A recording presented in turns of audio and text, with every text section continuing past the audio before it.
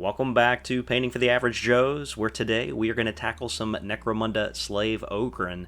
Notice this is Painting for the Average Joes, not Painting for the Average Pros. You will not find any advanced techniques or anything like that on this channel, but what you will find is a nice, simple, and easy way to paint up your miniatures to a tabletop standard. To get started, we're going to prime this miniature with gray, and looking back at this, I probably should have went with a lighter color because yellow, you'll find, is very hard to get good coats down. It often takes 2 to 3 thin coats to get a nice even layer, and that will be the case here. We will start with a Citadel Averland Sunset, which is a great base yellow color, and we're going to be going over all of the yellow details that you find just by looking at the box. That will include this augmetic fist. There will be some areas on the boots as well as the back, and you'll also want to get the grenades on the front, anything really on the box art that you see in yellow. And after about 3 passes with that yellow, we get to a nice even layer, and then we're going to move on to Citadel's Incubi Darkness, and we're going to use this to paint the pants front and back. Now I did give this 2 coats to get even coverage, and we'll move on to our next color, which is Vallejo Tan Earth, and I am going to use this to get the skin tones. There was a crotch plate that this guy is wearing. I went in and colored that yellow as well to give that a few coats. But using the Tan Earth, anywhere you see skin, on the chest, on the arm, as well as the face and the back, we're going to get a nice even coat of Tan Earth. It will take multiple thin coats of this color as well. Okay, and after about 2 to 3 coats of the Tan Earth, that's what we're left with, nice even coverage. We're then going to go to Vallejo's game model color, Terracota, and this is a good reddish brown. You could paint this leather brown if you wanted to. He is wearing an apron, and I just wanted to have some color differentiation on this apron from the straps that he's wearing. So I'm going to go ahead and coat this in that reddish brown terracotta type of color.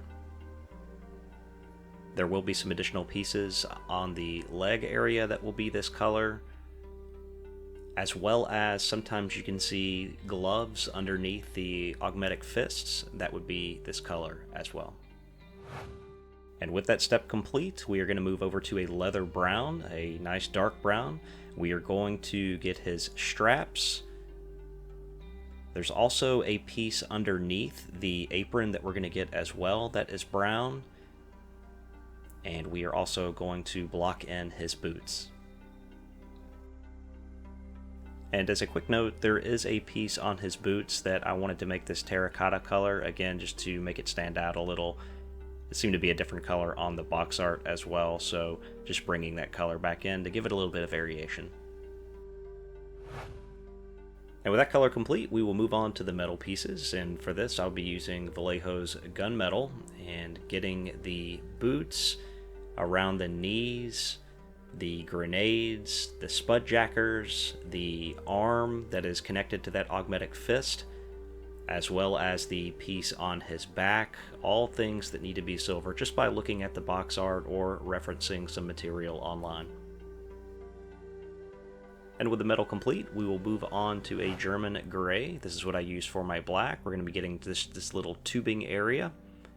And then we are going to use wolf gray just to put a dot in the eye here. I will also go through and pick out some of his teeth. Very easy to correct. If you make any mistakes here, just go back with your original base color and touch those up. And with that step complete, we will move over to Vallejo game color, Dwarf skin. And I kind of use the same palette for a lot of my skin tones, but starting at the top of each muscle, treating each muscle separately, we are just going to work our way from the top and kind of bring that down, covering 90-ish% of each muscle. And what this does is you will see some of that base color showing through this. But the more skin tones you add, of course, you can create a lot of different variations.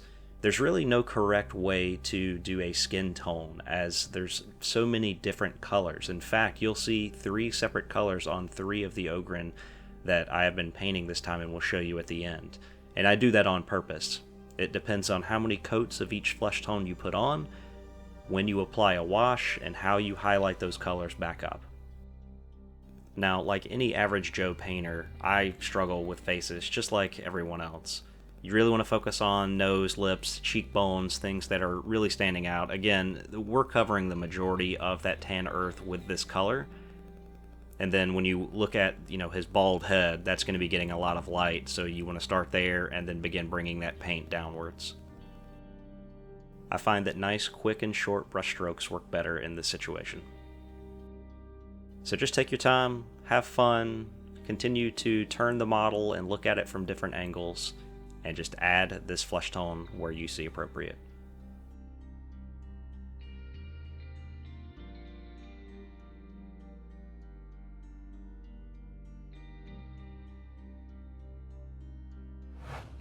And with that step complete, the base coats are done. This is a great time to go back and fix any mistakes or patch up anything. We're still just working with base colors at this point, so if you make a spill, it's perfectly okay. Rotate the model around so you can see what's going on from all angles, and we are going to apply our washes. We'll be using two. They're both from Citadel. One is Reikland Fleshshade, the other is Agrax Earthshade. And first, using the Agrax Earthshade, we are going to cover pretty much everything on the model except for the skin tones, getting all of the yellow, the pants, the boots, the metallic areas. This will give them a nice dirty look. So rotating the model around, getting everywhere but the skin. Next, we'll move to our Reikland Fleshshade, which has a reddish tint to it, and we'll be applying these to the flesh tones. If you happen to get any of the Agrax Earthshade onto a skin tone, it's no big deal. You can go over it with this color as well. It'll all blend in. And this shade is going to provide some nice detail for us to build some of these colors back up. And you want to give that about 30 to 40 minutes to dry, and we will move on to bringing some of these colors back and highlight up.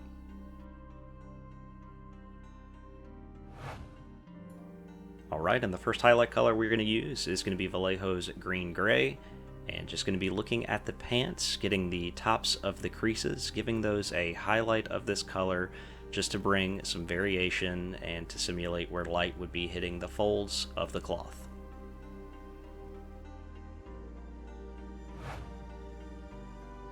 Vallejo Natural Steel will be our next highlight, and we will use this as an edge highlight as well as a bulkier highlight on areas that are really showing a lot of metal. For an edge highlight, we'll use it on the boots as well as some raised areas on the spudjacker to simulate light hitting those. And for some bulkier areas such as the mechanism on his back as well as his arm and augmetic fist, we will put a lot more of this paint on there as those are shinier surfaces and reflecting more light. We'll also want to pick out some of the finer details on the model, like these little staple type things in his pants, as well as belt buckles and things like that to bring some highlights to those. And you will want to use a nice, a fine point, but kind of a crappy brush, as metallic paints will ruin your brushes over time.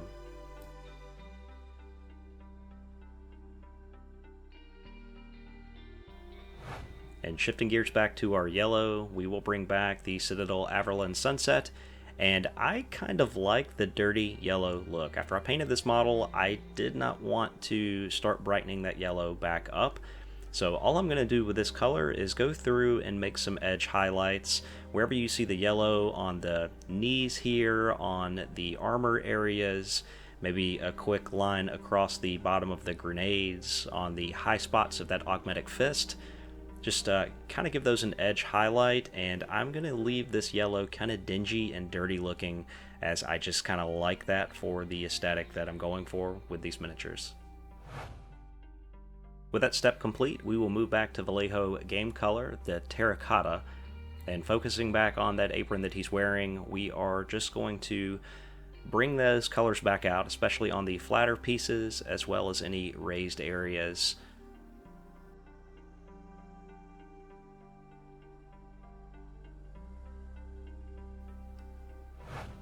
And with that step complete, we will move over to a Vallejo Beige Brown, and we are going to be just focusing on the top folds in these leather pieces and giving those some highlights, working on the straps. A cool thing is you can create your own highlights here. You can put some lines randomly on the leather just to simulate a fold or a wrinkle. This doesn't have to be exact, but you can just make your way and put some random lines there to simulate light hitting these areas. So be sure you hit the boots and any other areas to really give a worn kind of leather look. Okay, next we're going to go back in with the skin tones, and we're going to use Vallejo Dark Flesh, and we are once again going to begin highlighting starting at the top of the muscles and pulling that paint down. If you covered 90% last time, this time you want to look at around maybe 75%, and really just kind of pushing that paint around until you get nice even coverage.